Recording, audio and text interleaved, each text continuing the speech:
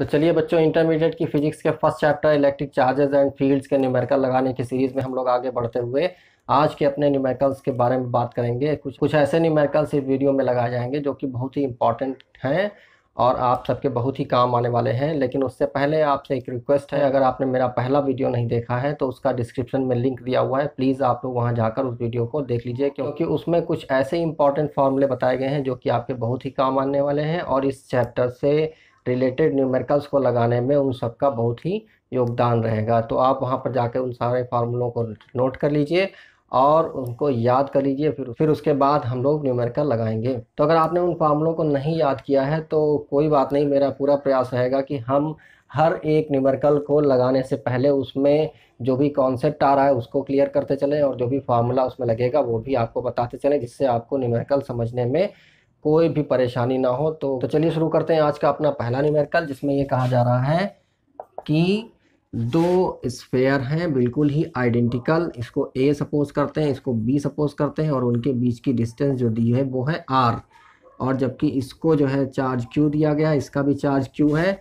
तो हम ये कह सकते हैं कि क्यू ए जो है वो क्यू बी के इक्वल है और दोनों का अमाउंट है क्यू, और इसकी वैल्यू दी गई है 6.5 इंटू 10⁻⁻7 कूलम, और इनके बीच के जो डिस्टेंस है वो है 50 सेंटीमीटर, और इसको मीटर में कन्वर्ट कर लेंगे तो यानी कि 50 इंटू 10⁻⁻2 मीटर हो जाएगी। अब कहा जा रहा है कि एक अनचार्ज स्फेयर है बिल्कुल इसी के आइडेंटिकल, इन्हीं दोनों के आइडेंटिकल, और जब हम इसको पहले ए पर टच कराते हैं, फिर हटा लेते हैं, फिर बी पर टच कराते हैं, फिर रिमूव कर देते हैं, तो उसके बाद ये बताना है कि अब इन बॉडीज़ के बीच में कितना फोर्स लगेगा। तो देखिए, जब भी कभी दो बॉडीज़ जो है आइडेंटिकल एक दूसरे को टच की जाती हैं तो उनमें चार्जेस का डिस्ट्रीब्यूशन इस तरह से होता है कि दोनों को जोड़ करके आधा आधा कर दिया जाए। तो जोड़ने का मतलब यहाँ पर अलजेब्रिक सम होगा। अगर मान लीजिए ये क्यू चार्ज है और ये माइनस क्यू चार्ज की होती तो जोड़ने पर तो ज़ीरो ही आ जाता, तब फिर क्या होगा, इसका भी चार्ज ज़ीरो हो जाता, इसका भी चार्ज ज़ीरो हो जाता, दोनों ही न्यूट्रलाइज हो जाएंगी। अगर मान लीजिए ये क्यू चार्ज है और यहाँ पर माइनस का 2Q चार्ज होता, क्या होता, माइनस का 2Q चार्ज होता। तो अब इसको जब हम इस पर टच कराते तो टच कराने पर जैसे अलजेब्रिक सम होता है तो Q प्लस माइनस 2Q, उनको जोड़ दिया गया और जोड़ने के बाद आधा कर देंगे तो ये क्या आएगा, -Q/2 आएगा। तो यानी कि उसके बाद जब हम ये -2Q वाली चार्ज्ड बॉडी को इससे टच कराएंगे तो टच कराने पर दोनों के चार्जेस को अलजेब्रिक सम कर दिया गया, तो ये आया -Q, और फिर उसके बाद आधा आधा कर देंगे तो इसका मतलब इस पर भी -Q/2 चार्ज होगा और इस पर भी -Q/2 चार्ज बचेगा। लेकिन इस सवाल की अगर हम बात करते हैं तो इसमें कहा जा रहा है कि ये जो बॉडी है थर्ड स्फेयर वाली, ये अनचार्ज है, तो जब इसको हम इसमें टच कराएंगे तो Q इसका चार्ज हो गया और इसका चार्ज क्या होगा, 0, यानी कि Q + 0/2 कितना आएगा, Q/2। तो Q/2 इसका भी चार्ज हो जाएगा, इसका भी चार्ज होगा, तो यानी इसको हम लिख सकते हैं Q/2 और इसको भी लिख सकते हैं Q/2।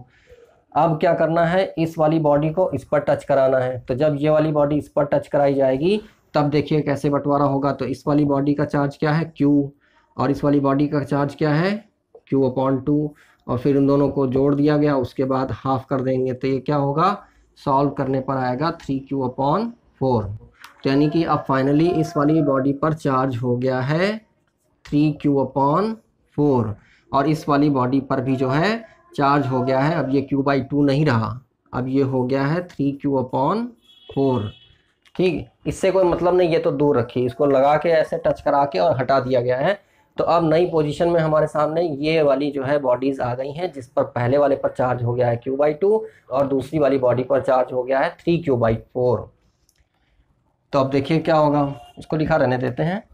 अब देखिए इन दोनों बॉडीज़ के बीच में कितना फोर्स लगेगा, तो F = 1/4πε0 और Q1 Q2/r² वाला फार्मूला लगाएंगे तो इसमें क्या हो जाएगा, 9 × 10⁹ और Q1 की वैल्यू जो होगी वो ये वाली रखी जाएगी। अब इनसे नहीं मतलब है, अब हमारे नए चार्जेस हैं ये, तो फर्स्ट चार्ज क्या हो जाएगा, Q/2, और सेकेंड चार्ज क्या हो गया, 3Q/4, और उनके बीच की जो डिस्टेंस है वो r² हो जाएगी। तो देखिए यहाँ पर 9 × 10⁹ और ये हो जाएगा 3/8 और into Q square upon R square. तो 9 इंटू 10⁻9 इंटू 3/8 इंटू क्यू की वैल्यू है 6.5 इंटू 10⁻⁻7 और ये भी 6.5 इंटू 10⁻⁻7 दो बार लिख दिया जाएगा, स्क्वायर है इस वजह से, और अपॉन आर स्क्वायर यानी कि 50 इंटू 10⁻⁻2 और इसकी होल स्क्वायर। तो तब ये आप जब इसको सॉल्व करेंगे तो सॉल्व करने पर ये आपका आंसर आ जाएगा 5.7 इंटू 10⁻⁻3 न्यूटन। तो देखिए बच्चों, अगले न्यूमेरिकल को लगाने से पहले जिन बातों को हमें जानना ज़रूरी है वो बातें हम देख लेते हैं कि क्या होती हैं। कि जैसे इलेक्ट्रिक फील्ड इंटेंसिटी या इलेक्ट्रिक फील्ड की डायरेक्शन इस तरफ है, सपोज दैट कि इस तरफ इलेक्ट्रिक फील्ड की डायरेक्शन है, तो यहाँ पर अगर कोई पॉजिटिव चार्ज रखा होगा यानी कि प्लस क्यू, तो वो उसी डायरेक्शन में चलता है जिस तरफ इलेक्ट्रिक फील्ड की डायरेक्शन होती है। और अगर यहाँ पर कोई माइनस वाला चार्ज रखा हुआ यानी कि माइनस क्यू चार्ज है, तो वो opposite in the direction of electric field कहाँ मूव करेगा, इलेक्ट्रिक फील्ड की जो डायरेक्शन होगी उसके अपोजिट डायरेक्शन में मूव करता है। तो देखिए जैसे कि यहाँ पर कोई ये चार्ज्ड प्लेट है प्लस क्यू चार्ज की, तो दूसरी यहाँ पर प्लेट है यहाँ पर नेगेटिवली चार्ज, तो इलेक्ट्रिक फील्ड किधर से किधर होगी, प्लस से निकल करके माइनस वाली प्लेट की ओर जाती है। यानी कि इलेक्ट्रिक फील्ड की जो डायरेक्शन होगी वो इस तरफ होगी, जिधर की ओर हम एरो बना रहे हैं इस तरफ इलेक्ट्रिक फील्ड की डायरेक्शन होगी। अब अगर यहाँ पर कोई चार्ज बॉडी रखी जाती है और वो बैलेंस रहती है, तो बैलेंस रहेगी कैसे, जब इसका वेट mg नीचे की ओर काम करेगा, जो कि हमेशा नीचे की ओर ही लगना है इस तरह के केसेस में, और जो फोर्स लगेगा इलेक्ट्रोस्टैटिक फोर्स वो F इज इक्वल टू होगा EQ, क्योंकि ये फार्मूला हम लोग जानते हैं E is equal to F upon Q, और इससे अगर हम F की वैल्यू निकालें तो F इक्वल टू होता है EQ। ये जो फोर्स लगेगा वो इस वाली ड्रॉप पर या पॉइंट चार्ज पर इस डायरेक्शन में लगना चाहिए, तभी तो ये इसको बैलेंस कर पाएगी। तो अब समस्या आती है कि ये हम निकालें कैसे कि ये पॉजिटिव चार्ज होगा कि नेगेटिव चार्ज होगा। तो ये पूरा कॉन्सेप्ट आपके सामने क्लियर होने जा रहा है। देखिए यहाँ पर जो है हमने बताया था कि जो पॉजिटिव वाली चार्ज होती है वो इलेक्ट्रिक फील्ड की डायरेक्शन में जाएगी और जो नेगेटिव वाला चार्ज होता है वो अपोजिट डायरेक्शन में मूव करेगा।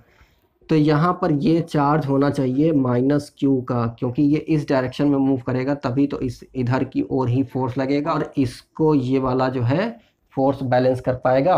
उस केस में क्या होगा, EQ is equal to mg, यानी कि electrostatic force equal to weight of this oil drop या चार्ज बॉडी जो भी है। तो इसी तरह का अगर यहाँ पर मान लीजिए कि प्लस हो जाए, अगर ये बॉडी मान लीजिए कि पॉजिटिवली चार्ज हो जाए, तो फिर जो है ये प्लेट उल्टी हो जाएंगी और ये पूरा सिस्टम ही चेंज हो जाएगा। लेकिन ये mg नहीं चेंज होगा, mg इधर ही काम करेगा और जो इसका फोर्स होगा वो EQ ऊपर की ओर ही काम करेगा, तभी तो इसको ये बैलेंस कर पाएगा। अब इस वाले केस में देखिए क्या है कि ये इलेक्ट्रिक फील्ड की डायरेक्शन है ना, ये इलेक्ट्रिक फील्ड की डायरेक्शन हो गई और इस ऑयल ड्रॉप का या चार्ज बॉडी का जो भी वेट होगा वो mg नीचे की ओर वर्टिकली डाउनवर्ड काम करेगा और फोर्स ऑफ इलेक्ट्रोस्टैटिक फोर्स इस पर जो लगेगा वो अपवर्ड डायरेक्शन में लगना चाहिए, तभी ये इसको बैलेंस कर पाएगा। तो यानी कि ये जो बॉडी है ये पॉजिटिवली चार्ज होनी चाहिए, इस केस में ये जो चार्ज है वो प्लस क्यू का होना चाहिए, तभी ऐसा होगा। क्योंकि जब ये प्लस क्यू का चार्ज होगा तभी इलेक्ट्रिक फील्ड की डायरेक्शन में मूव कर पाएगा, यानी कि उसी ओर फोर्स लगेगा जिस तरफ जो है इलेक्ट्रिक फील्ड की डायरेक्शन है, यानी कि ऊपर की तरफ, तभी ये EQ mg को बैलेंस कर पाएगा। तो चाहे ये वाला केस हो चाहे ये वाला केस हो, ये केसेस आपके अलग अलग सवालों में अलग अलग तरह के हो सकते हैं। चाहे ये वाला डायग्राम बन सकता है या फिर ये वाला डायग्राम बन सकता है, लेकिन ये केवल समझने की बात है यहाँ पर जो बताई जा रही है। न्यूमेरिकल लगाते समय आपको ये बातें या तो डायग्राम बनाकर दिखाई गई होंगी न्यूमेरिकल में, और वरना आपको ये बनाने की ज़रूरत नहीं है, आपको केवल ये EQ इक्वल टू mg लगाना है। अब इसमें भी देखिए बहुत सारे बदलाव होते हैं जो कि आपके सामने अभी आने जा रहे हैं।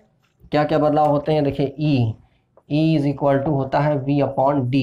तो यहाँ पर D जो है डिस्टेंस बिटवीन द प्लेट्स, चाहे इनके बीच की कह लीजिए चाहे इसके इसके बीच की कह लीजिए डिस्टेंस बिटवीन द प्लेट्स होती है, और v जो होता है यहाँ पर ये v पोटेंशियल डिफरेंस है, और q इक्वल टू होता है Ne, यहाँ पर q की जगह पर Ne का बदलाव हो सकता है। तो देखिए इस ऑयल ड्रॉप का जो ये मास है इसका भी बदलाव होता है, उसका बदलाव होने के लिए जैसे कि mass equal to volume into density, density यहाँ पर रो से दिखाई जा रही है, रो इस ऑयल ड्रॉप का या फिर जो भी ये चार्ज बॉडी है उसकी डेंसिटी है, और v यहाँ पर वॉल्यूम है। ये v ये वाला v नहीं है, क्योंकि यहाँ पर जो ये v है वो है पोटेंशियल डिफरेंस, और इस जगह पर जो ये v दिखाया गया आपको ये है वॉल्यूम वाला।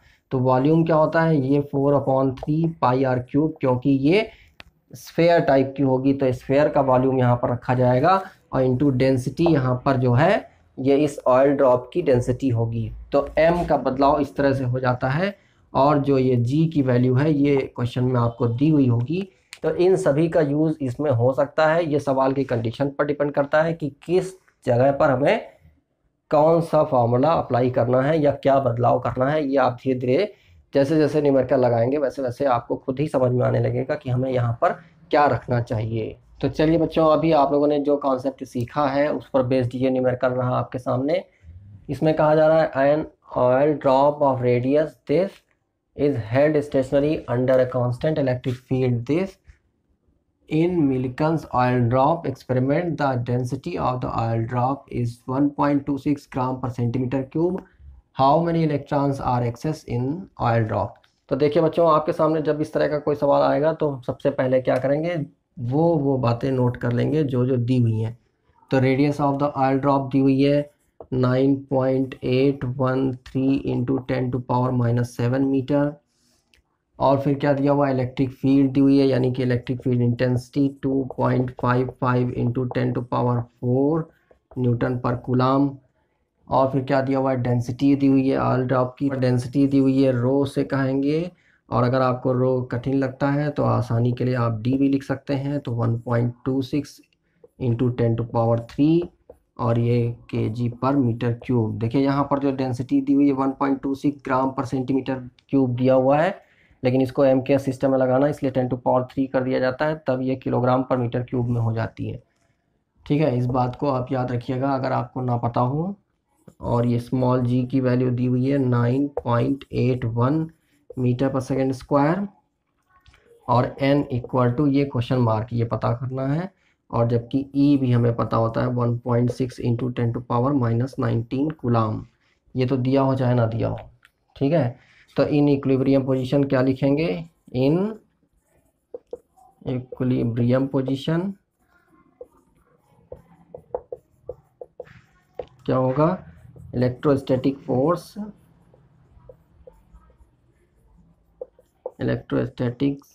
Force equal to weight of the oil drop, यानी कि EQ is equal to mg। अब देखिए इनमें से क्या बदलाव होगा, Q की जगह पर Ne रखना होगा, E तो हमें दिया ही है, यानी कि E दिया हुआ है, Q की जगह पर Ne रख दिया, m यहाँ पर मास है, तो मास यानी कि वॉल्यूम इनटू डेंसिटी है। जब भी कभी डेंसिटी दी होगी इसका मतलब कि हमें मास को कन्वर्ट करना होगा, तो क्या हो जाएगा 4/3 पाई आर क्यूब, ये वॉल्यूम इनटू डेंसिटी क्या हो गई रो से, और इनटू जी रखेंगे।